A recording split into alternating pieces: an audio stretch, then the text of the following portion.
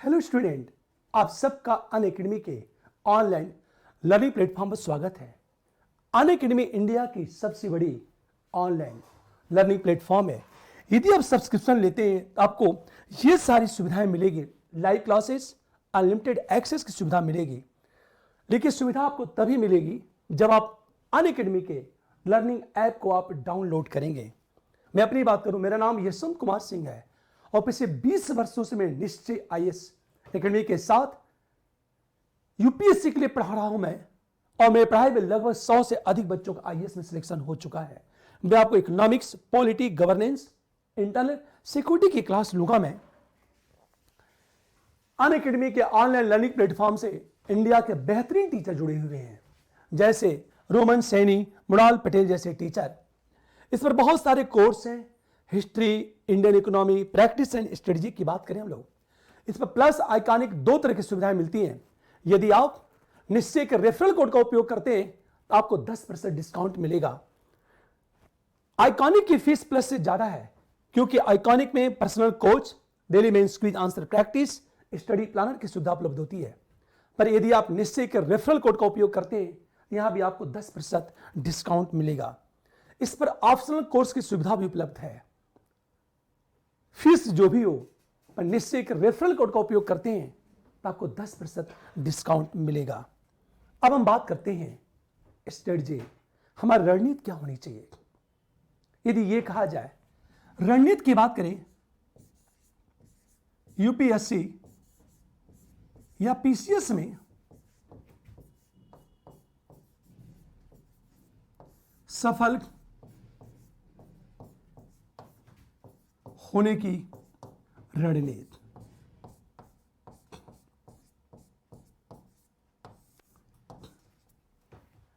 आपने कभी यह सोचा है कि 8 से 10 लाख लोग फॉर्म अप्लाई करते हैं, पर होता कुछ ही लोगों का है। मान लिया जाए यूपीएससी में वैकेंसी आ रही है 800 से लेकर 900। कंपटीशन कितना टफ है और सिलेक्शन कुछ ही लोगों का होता है।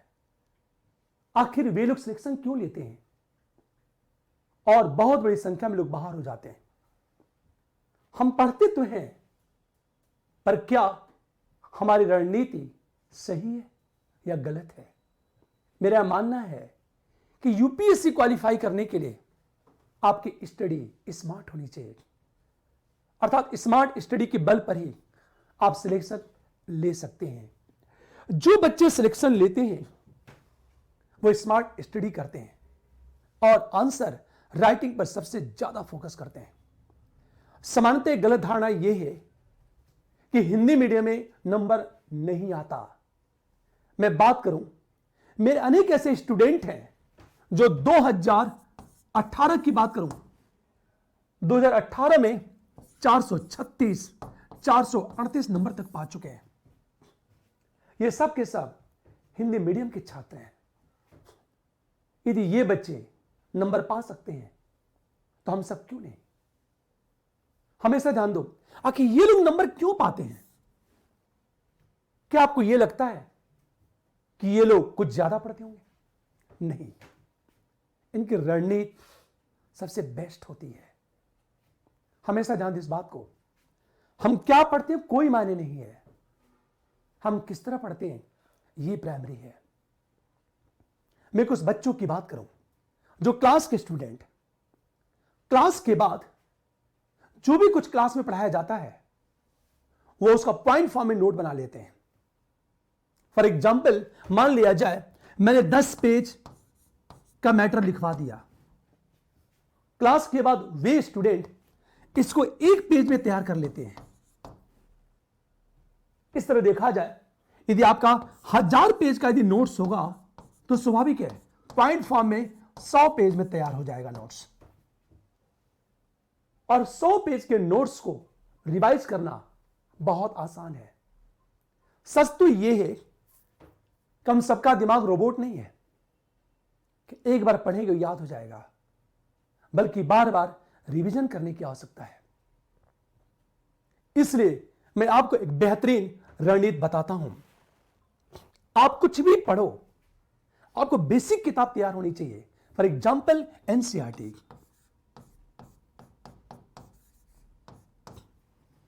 आप एनसीईआरटी को गीता, बाइबिल और कुरान की तरह पढ़ो आप, क्योंकि यूपीएससी में प्रीलिम्स की बात करूं, अनेक ऐसे प्रश्न हैं जो एनसीईआरटी से सीधे सीधे रख दिए जाते हैं। हम दूसरी चीज बात करें, जीएस की बात करें, एक मैगजीन आती है योजना, जो भारत सरकार की मैगजीन। और दूसरी बात, हम कुरुक्षेत्र की बात करें, कोई एक न्यूज़पेपर पकड़ लो आप,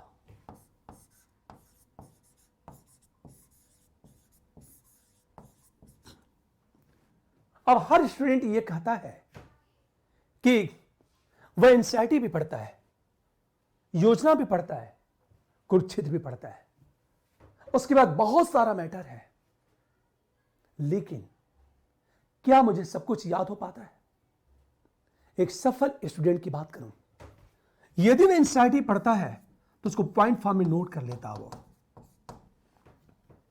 फॉर एग्जाम्पल 6 से लेकर 12 तक की बात करूं, अनेक ऐसे विद्यार्थी हैं जो 6 से लेकर 12 तक की पूरी एनसीईआरटी का 70 से 80 पेज में नोट्स बना चुके हैं। अब सोचो आप, 70 से 80 पेज का नोट्स यदि आपके पास है तो रिवाइज करना बहुत आसान है। आप हफ्ते में एक बार रिवाइज कर सकते हैं। एक छोटा सा एग्जांपल देता हूं, क्लास के अनेक ऐसे बच्चे जो निश्चय आईएएस एकेडमी में स्टूडेंट रह चुके हैं, जो जॉब भी करते थे, किंतु उनका आईपीएस में सिलेक्शन भी हुआ। कारण यह है वह क्लास नोट्स को समराइज कर लेते थे। उनका उद्देश्य यह था ताकि हफ्ते में एक दिन रिवीजन किया जा सके। और जब हम किसी चीज को बार बार रिवाइज करते हैं तो उसे दिमाग में बैठ जाती है। आपको एनसीईआरटी का पॉइंट फॉर्म में नोट्स तैयार करना होगा। योजना और कुरुक्षेत्र हम 2 की बात करते हैं। हिंदी मीडियम में 12 महीने में 12 इश्यू। योजना हर टॉपिक महत्वपूर्ण नहीं है, पर यदि आप चाहोगे तो 1 महीने की योजना का आपका नोट्स बन जाएगा 5 से 8 पेज में। कुरुक्षेत्र का यदि नोट्स तैयार करोगे आप तो 5 से 8 पेज में आपका नोट्स तैयार हो जाएगा। अब सोचो आप, यदि 5 पेज का नोट्स तैयार हुआ तो 12 पासे 60 पेज में योजना का नोट्स तैयार हो गया। यदि कुरुक्षेत्र का नोट्स 5 पेज में तैयार होता है तो 12 पासे 60, इसका मतलब ये 120 पेज का आपका नोट्स तैयार हो गया। अब समस्या ये है कि हम नोट्स तैयार करें तो कैसे करें? तो हर एक चीज को डायग्राम फॉर्म में नोट करो आप, पॉइंट फॉर्म में। जैसे अब योजना में किसी टॉपिक को पढ़ते हो आप, पढ़ने के बाद आप पॉइंट आउट कर लो सीक्वेंस। जब आप उस नोट्स को रिवाइज करोगे तो जो कुछ आपने पढ़ा है वह सब कुछ रिकॉल हो जाएगा। यदि आप 10 दिन पर एक बार उसे रिवाइज करते हो तो पूरा का पूरा आपका पढ़ा हुआ रिकॉल हो जाएगा। फिर एक समय ऐसा आएगा कि सब कुछ आपको याद हो जाएगा। लेकिन क्या नोट्स बना देने मात्र से आपका सिलेक्शन होगा? नहीं। मेरा यह मानना है कि आपने जो कुछ भी पढ़ा, क्वेश्चन किस तरह बन सकता है, आप क्वेश्चन की बात करो और आंसर की बात करो। फॉर एग्जाम्पल, खुद प्रश्न को क्रिएट करो, आप बनाओ, क्वेश्चन ये बनेगा, उसका आंसर ये चलेगा। जब आंसर की बात करोगे तो आपके पास नोट्स तैयार हो गया। अब मैंने देखा है कि हार्डली योजना कुरुक्षेत्र की बात कर ली जाए तो मेंस के लिए लगभग 100 क्वेश्चन तैयार हो जाएंगे आपके। केवल और केवल 100 प्रश्न बन सकते हैं आपके। अब उन 100 प्रश्नों का यदि फ्रेम कर लिया जाए, आंसर यदि फ्रेम कर लिया जाए, तो मुझे लगता है यदि यूपीएससी यहां से प्रश्न पूछेगा तो सॉल्व करने में सक्षम हो जाओगे आप। हम न्यूज़पेपर की बात करें, पर डे आप न्यूज़पेपर पढ़ते होंगे। आप आज पढ़ते हैं, कल भूल जाता है। कई बार ऐसा होता है कि हम न्यूज़पेपर की कटिंग करते हैं और कटिंग इतनी ज्यादा कि सोचो आप कटिंग करके रखते जाओगे तो उसकी ऊंचाई कई बार आपके हाइट से ज्यादा हो जाती है। आपको लगता है आप क्या करूं? यह सब बिल्कुल नहीं करना है। थोड़ी सी आपको मेहनत पड़ेगी। न्यूज़पेपर यदि पढ़ते हो आप, आर्टिकल जो आता है उसको पॉइंट फॉर्म में नोट कर लो। एक हफ्ते में एक आर्टिकल बहुत महत्वपूर्ण होता है। एक हफ्ते में एक आर्टिकल। क्वेश्चन क्या बनेगा मेंस का, आंसर कैसे चलेगा, इस पर आप काम कर लो। आप यदि आपने इतना काम कर लिया तो फिर सिलेक्शन की संभावना आपकी बढ़ जाएगी। अब हम बात करते हैं जीएस। हमेशा ध्यान दो, GS first paper, second, third और हम फोर्थ की बात करें, उसके ऊपर निबंध की क्लास चलती है। यह निबंध 250 नंबर का होता है। एथिक्स भी 250 नंबर का। ये सारे पेपर 250 नंबर के हैं। अब सोचो, आप निबंध में आप थोड़ा सा काम करोगे तो नंबर पाना बहुत आसान है। हार्डली इस निबंध में केवल 8 से 10 दिन काम करो आप। कई ऐसे स्टूडेंट हैं जो दूसरों का लिखा हुआ निबंध पढ़ते हैं, निबंध रटते हैं। यूपीएससी कभी भी रटा हुआ निबंध नहीं पूछता। और इस समय यूपीएससी कर क्या रहा है? फिलॉसफिकल निबंध पूछ रहा है, दार्शनिक निबंध पूछ रहा है। और जब हम दार्शनिक निबंध की बात करेंगे, दार्शनिक हम निबंध की जब बात करते हैं तो सच तो मानो कि 15 से 20 शब्द हैं। केवल उस वर्ड्स पे काम कर लो आप, निबंध आपको लिखना आ जाएगा। मैं दावा करता हूं कि यदि आपने 8 से 10 दिन निबंध में काम कर लिया मेरे साथ, तो मैं आपको निबंध लिखना सिखा दूंगा। मैं कि निबंध लिखा कैसे जाता है। लिखना आपको है, इंटरलिंक और फ्लो होना चाहिए आपके निबंध में, और केवल शब्दों से खेलना निबंध में। पर दुर्भाग्य यह है कि कोई भी स्टूडेंट इस पर काम नहीं करता। केवल 8 से 10 दिन काम करो आप। मैं ये नहीं कहता कि आप 180 पाओगे, पर यदि आपने 8 से 10 दिन काम कर लिया तो यकीन करो 145 से लेकर 160 के बीच पा सकते हो आप। बेशक कुछ लोग दावा करते होंगे 190, 200, पर मैं ये नहीं कहूंगा कि आपको 200 प्लस। पर मैं दावे के साथ कहता हूं 145 से लेकर 160 के बीच आप नंबर पा सकते हो। यह मैं इसलिए कह रहा हूं कि निश्चय आईएएस एकेडमी में मेंस देने वाला हर बच्चा, प्रत्येक बच्चा 145 प्लस निबंध में पाता है। जब ऑफलाइन की क्लास चलती है, ऑफलाइन की क्लास, तो सोचो जरा आप, ऑफलाइन की क्लास में 10 बच्चे यदि मेंस लिख रहे हैं तो 10 में 10 बच्चे 145 प्लस पाते हैं। केवल शब्द को तोड़ना सीखो आप, और शब्द को तोड़ना हो गया तो निबंध में हम नंबर गेन कर सकते हैं।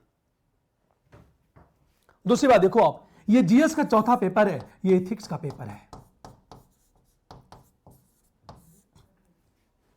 ये एथिक्स का पेपर है। एथिक्स में नंबर पाना बहुत आसान है। कारण यह है कि एथिक्स में लगभग 125 से लेकर 130 नंबर का केस स्टडी पूछा जाता है।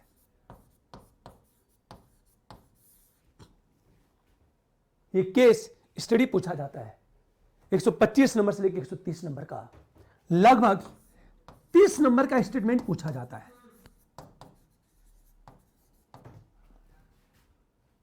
हमेशा ध्यान दो इस बात को।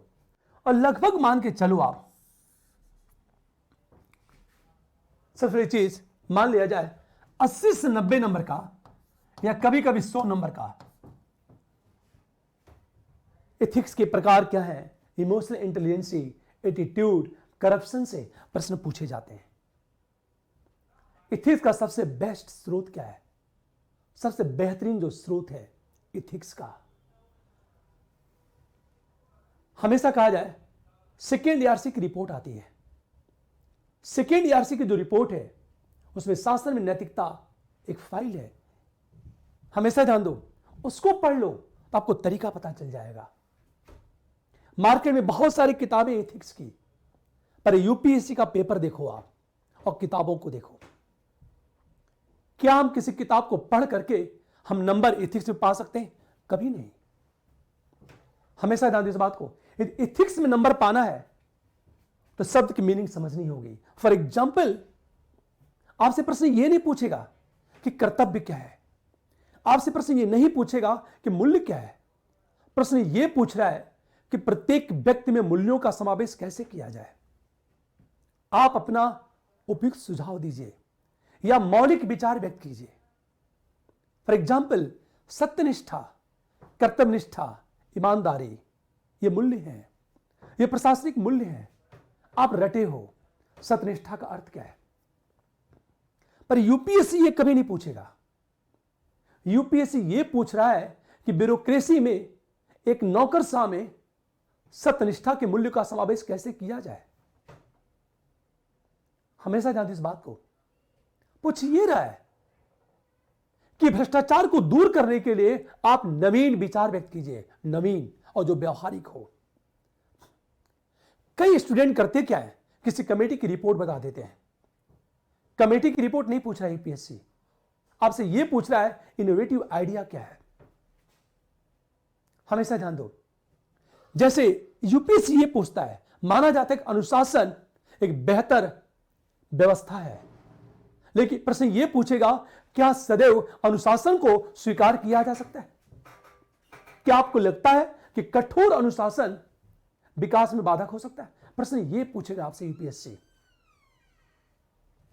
जितनी भी स्टेटमेंट है, ये जो केस स्टडी है, हम केस स्टडी की बात करें, इसमें नंबर पाना बहुत आसान है केस स्टडी में, क्योंकि जो केस स्टडी पूछता है डायलेमा पे पूछता है, या तो इथिकल डायलेमा या तो हितों का संघर्ष, द क्लैश ऑफ इंटरेस्ट की बात करें हम लोग।